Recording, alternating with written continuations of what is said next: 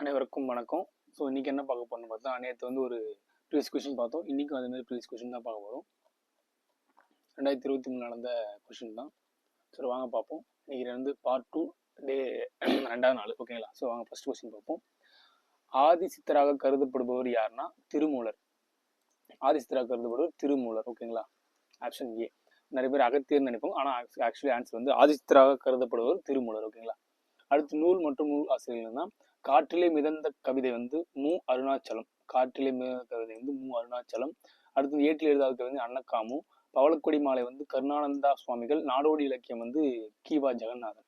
அடுத்து நாட்டுப்பொருளின் தந்தை என்று அழைக்கப்படுவார்னா வன மாமாலை. Very very important question. நாட்டுப்பொருளின் தந்தைனா வன மாமாலை. ஓகேங்களா? அடுத்து புதிய ஆத்திச்சூடி நூலை இயற்றியவர் என்பதுன்னா பாரதியார். புதிய ஆத்திச்சூடி நூல் எழுதியவர் பாரதியார். பாண்டிய நாடு டேஷ் வளமிக்கு முத்து வளமிக்கு தெரிஞ்சதுதான். தமிழில் தோன்றிய முதல் நாடக நூல் மனோன்மணியம். லாஸ்ட் போன கொஸ்டின் பேப்பர்லையும் பார்த்தேன் இந்த கொஸ்டின் வச்சு. ஸோ ஓகேங்களா, வெரி வெரி இம்பார்ட்டன்ட் இது.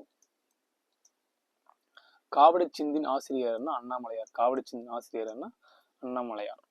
அடுத்த கொஸ்டின், சிலப்பதிகாரத்தில் இல்லாத காண்டம் எதுனா ஆரண்ய காண்டம். எந்த காண்டம், எந்த இலக்கியம் பிளஸ் காப்பியத்தில் இருக்குன்றது நீங்க கமெண்ட் பண்ணுங்க. இது மூணு வந்து சிலப்பதிகாரத்துல இருக்கு. அடுத்து இரட்டை காப்பியங்கள் என்பதுன்னா சிலப்பதிகாரம் மணிமேகலை தான் இரட்டை காப்பியம்ன்றாங்க. அடுத்து நாடக காப்பியம் என்று அழைக்கப்படுகிறதுனா சிலப்பதிகாரம். சிலப்பதிகாரத்துல கொஸ்டின் நிறைய கேட்டிருக்காங்க. கம்பர் அவைப்புலராக விளங்கிய அரசர் எதுனா குலோத்துங்க சோழன் அரசர் தான் கம்பர் வந்து அவைப்புலராக இருந்திருக்காரு. தமிழுக்கு கதி என்று போற்றப்படும் நூல்கள் யாவைனா கம்பராமாயணம், திருக்குறள். க வந்து கம்பராமாயணம், தி வந்து திருக்குறள். அடுத்து கம்பராமாயணத்தில் அயோத்திய காண்டம் 2ஆம் காண்டமாகும். அயோத்திய காண்டத்தில் 13 படலங்கள் உள்ளதுன்னா கூற்று 1, 2 சரியானதாக கருதப்படுகிறது. புறந்தூய்மை நீராளாமையும் அகந்தூய்மை வாய்மையால் காணப்படும். ஸோ இந்த மாதிரிலாம் ஈஸியாக போட்டுடலாம். தேசம் முடித்த நூலார் என்று கவிஞர் தாராபாரதி குறிப்பிடும் நூல் எதுனா திருக்குறள் தான் அவர் குறிப்பிடுறாரு. ஓகேங்களா? அடுத்து வழிப்பறி நிறை கவர்தல் டேஷ் திணைக்குன்னா பாலைத்திணைக்குரிய தொழில்கள்னு சொல்றாங்க. கீழ்கண்டவற்றில் சுசமுத்திரம் படைப்புகள் மட்டும் தெரியுங்க. என்ன வாடாமல்லி, பாலைப்புறா, மண்சுமை, தலைப்பாகை. வாடாமல்லி, பாலைப்புறா, மண்சுமை, தலைப்பாகை தான் சுசமுத்திரருடைய படைப்புகள். ஓகேங்களா? அடுத்து உதித்த என்று சொல்லுன்னா எது சொல்லலாம் மறைந்த. உதித்த சொல்லலாம் மறைந்த. சார்பெழுத்து டேஷ் வந்து உயிரெழுத்து வந்து சார்பெழுத்துல வராது, மிச்ச எல்லாமே சார்பெழுத்துல வரும். ஓகேங்களா?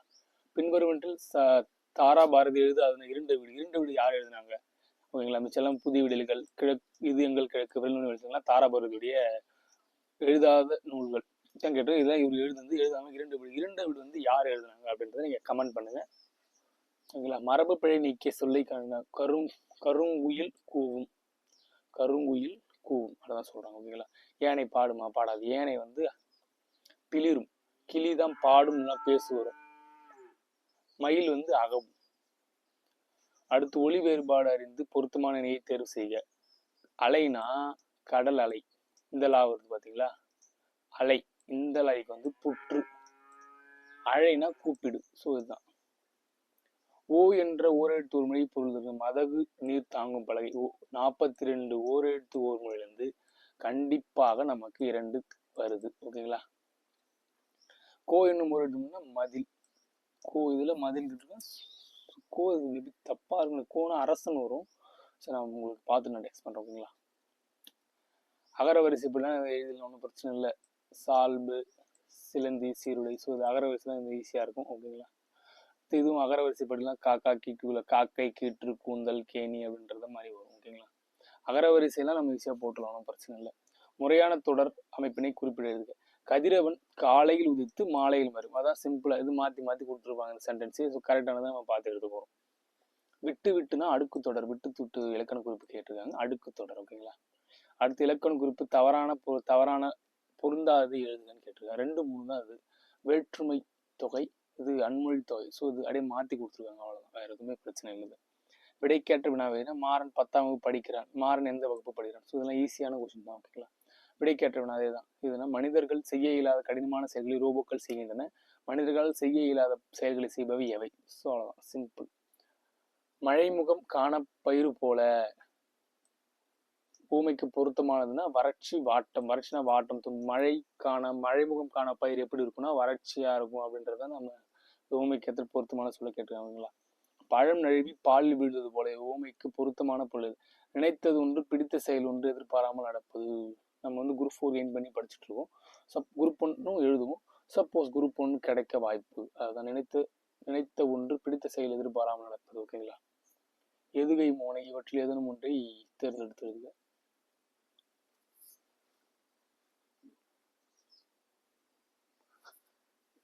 பெருமைக்கும் யானை சிறுமைக்கும் தத்தம் கருமமே கட்டளைக்கல்னா எதுனா எதுகை. இரண்டாம் எழுத்து இரண்டாம் எழுத்து எதுகை. ஓகேங்களா. கெடுப்பதும் கெட்டார்க்கு சார்பாய் மாற்றங்கு எடுப்பதும் எல்லாம் மழை. குரட்பாவில் முதல் தொடை நயம் அடி அளபடை தொடை. ஓகேங்களா. அடுத்த கொஸ்டின், யாருக்கு மருந்தும் தேவை ஏற்படாது என்று திருவள்ளுவர். முன் உண்டது செரித்தப்பின் உண்ணும். இப்போ காலையில சாப்பிட்டுட்டு செரித்தப்பின் உண்பவர்களுக்கு வந்து மருந்து உண்ணும். காலையில சாப்பிட்டது செரித்த பின்பு உண்பாருக்கு வந்து மருந்து உண்ணும் தேவை ஏற்படாதுன்னு திருவள்ளுவர் குறிப்பிட்டிருக்காரு. ஓகேங்களா. அடுத்து, உணவில் சேரும் சிறு நச்சுத்தன்மையை குறிக்கும் மூலிகைனா கருவேப்பிள்ளை. தொன்மை தமிழகத்தில் யவனர் அழைக்கப்பட்ட ஒருவர் கிரேக்கர்கள். யாதும் ஊரே யாவரும் கேள்வர்கள் உணர்த்தும் பண்புனா உலக பொதுமையை உணர்த்தும் பண்பு. நாயக்கர்கள் அந்த நிலப்பகுதியில் எவ்வாறு அழைக்கணும்னா பாளையம் என்று அழைக்கப்படுகிறது.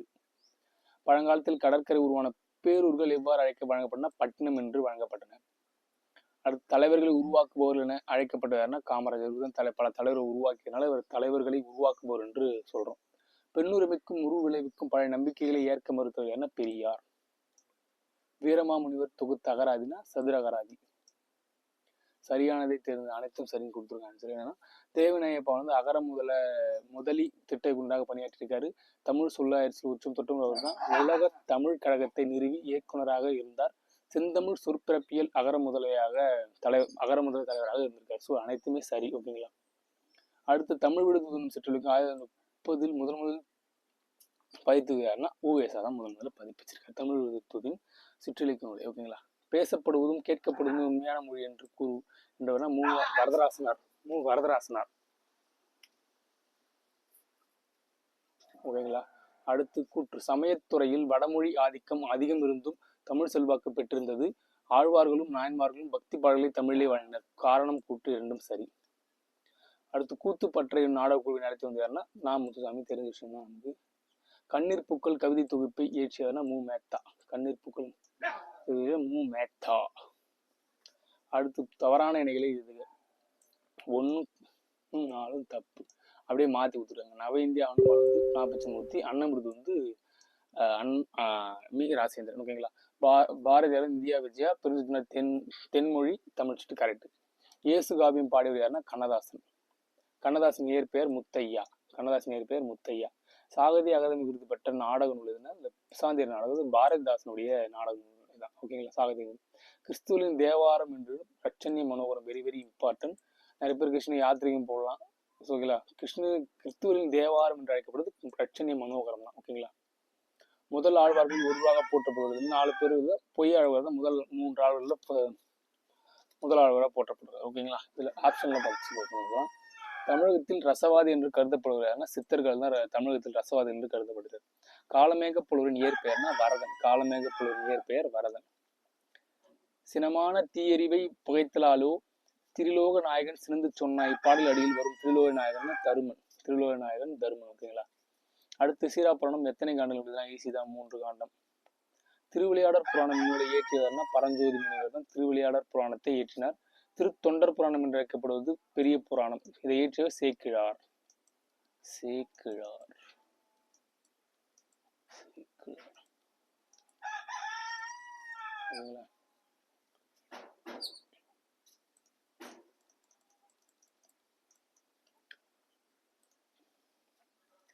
மாகாள் இச்சொல்லிற்கான இலக்கண குறிப்பு உரிச்சொல் தொடர் தான் மாகாள் தொடர். குறுந்தொகை 400 பாடல்களை கொண்டது. தொகுத்தவர் பூரிக்கோ. கரெக்ட். இரண்டும் சரி. ஸோ தொகுத்தவர் கிடையாது. ஓகேங்களா. பொருந்தாத நசை விருப்பம் 2 மட்டும். பிடி. ஓகே, பிடி வந்து பொருந்தாது. ஓகேங்களா. பிடி வந்து